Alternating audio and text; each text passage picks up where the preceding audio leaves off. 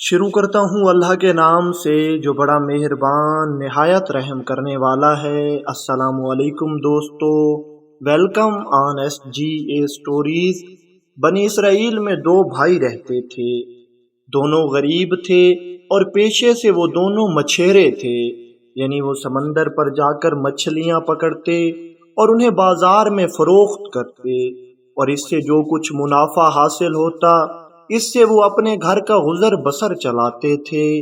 چھوٹا بھائی انتہائی نیک، صابر اور شاکر تھا، ہر وقت اللہ تعالیٰ کا شکر ادا کرتا رہتا تھا، لیکن بڑا بھائی اس کی طبیعت میں لالچ، حرص اور حسد بھری ہوئی تھی۔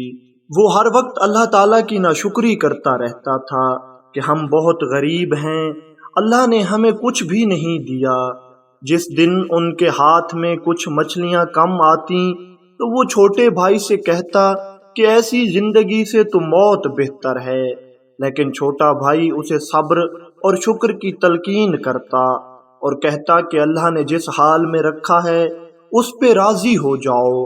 جب تم اللہ کی رضا میں راضی ہو جاؤ گے تو پھر وہ تمہیں وہ دے گا جو تمہاری رضا ہوگی۔ لیکن بڑا بھائی ہر وقت ناشکری کی باتیں کیا کرتا تھا۔ دن گزر رہے تھے، ایک دن بڑے بھائی نے سوچا کہ میں بادشاہ کے محل میں چوری کرتا ہوں اور جو مال و دولت میرے ہاتھ آئے گا اسے لے کر کسی دوسرے علاقے میں نکل جاؤں گا۔ اگلے دن اس نے یہی کیا۔ رات کے اندھیرے میں اس نے جا کر بادشاہ کے محل میں نقب لگایا اور وہاں سے اسے جو مال و دولت ملا وہ لے کر کسی دوسرے علاقے میں نکل گیا۔ اگلے دن جب بادشاہ کو پتہ چلا تو وہ پریشان ہوا، لیکن وہ انتہائی نیک سیرت بادشاہ تھا۔ وہ اللہ کا شکر ادا کرتا رہا اور اللہ تعالیٰ سے عرض کی، یا اللہ، جیسے تو راضی ہے میں بھی ویسے ہی راضی ہوں۔ ادھر جب چھوٹے بھائی نے اپنے بڑے بھائی کو نہیں پایا تو بہت پریشان ہو گیا اور پورا دن اسے تلاش کرتا رہا، لیکن وہ اسے کہیں بھی نہ ملا۔ آخر کار رات کو تھک ہار کر سو گیا۔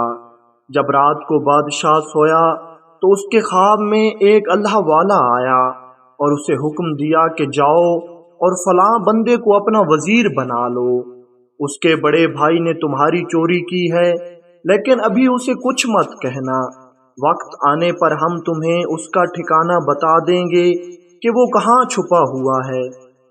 اگلے دن صبح سویرے جیسے ہی بادشاہ اٹھا اس نے سب سے پہلے یہی کام کیا کہ اس چھوٹے بھائی کو وزیر بنا لیا اور اسے سارا معاملہ سنایا کہ کس طرح مجھے حکم ہوا ہے، اور یہ بھی بتایا کہ تمہارے بڑے بھائی نے میرے محل میں چوری کی ہے۔ چھوٹے بھائی نے جب یہ سنا تو وہ بہت پریشان ہو گیا اور بادشاہ سے معافی مانگنے لگا۔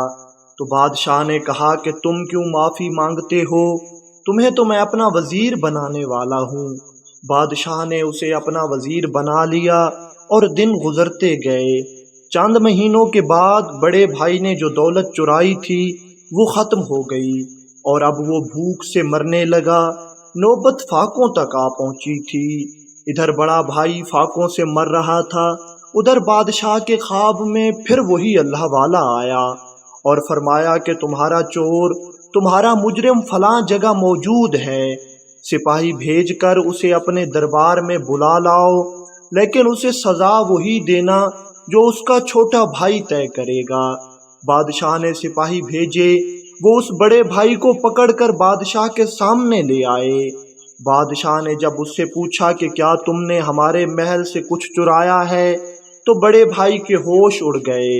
اس کے وہم و گمان میں بھی نہیں تھا کہ اس کے جرم کی سزا اسے اس حالت میں ملے گی جب اس کے پاس کھانے کو کچھ نہیں ہوگا اور وہ دولت سب ختم ہو جائے گی جو اس نے محل سے چرائی ہوگی۔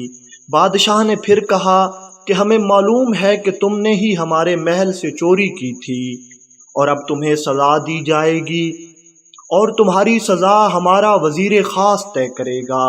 وہ بیچارہ سر جھکا کے کھڑا تھا، تبھی بادشاہ نے اس کے بھائی کی طرف اشارہ کیا۔ چھوٹا بھائی بہت پریشان ہو گیا، وہ بیچارہ سوچنے لگا کہ میں اسے کون سی سزا دوں، آخر یہ میرا بڑا بھائی ہے، آخر کار چھوٹے بھائی نے انتہائی ادب سے کہا، بادشاہ سلامت، جو چور کی سزا ہوتی ہے وہی سزا دی جائے۔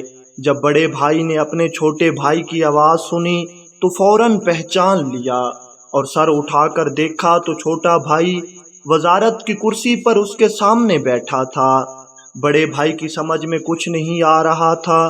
تبھی بادشاہ بولا اور اس نے سارا واقعہ، ساری داستان بڑے بھائی کو سنا دی کہ مجھے پہلے دن ہی سے پتا تھا کہ تم نے ہمارے محل سے چوری کی تھی، لیکن مجھے تمہیں پکڑنے سے منع کیا گیا تھا۔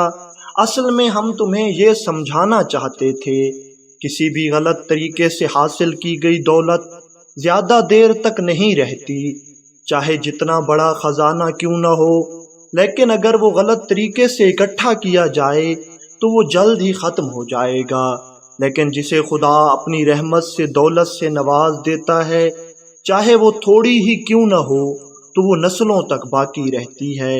تھوڑی دیر کے بعد پھر بادشاہ نے کہا، چونکہ تم ہمارے خاص وزیر کے بڑے بھائی ہو، اس لیے ہم تمہیں چوروں کی سزا نہیں دیتے، بلکہ تمہاری سزا یہ ہے کہ اب تم اپنی باقی زندگی وہی مچھلی پکڑنے اور بازار میں بیچ کر گزارا کرو گے، اور خدا کا شکر ادا کرتے رہو کہ اس نے تمہیں مچھلیاں پکڑ کر کمانے کی طاقت دی ہے، ورنہ کچھ لوگ ایسے بھی ہیں جنہیں خدا نے یہ طاقت بھی نہیں دی ہے۔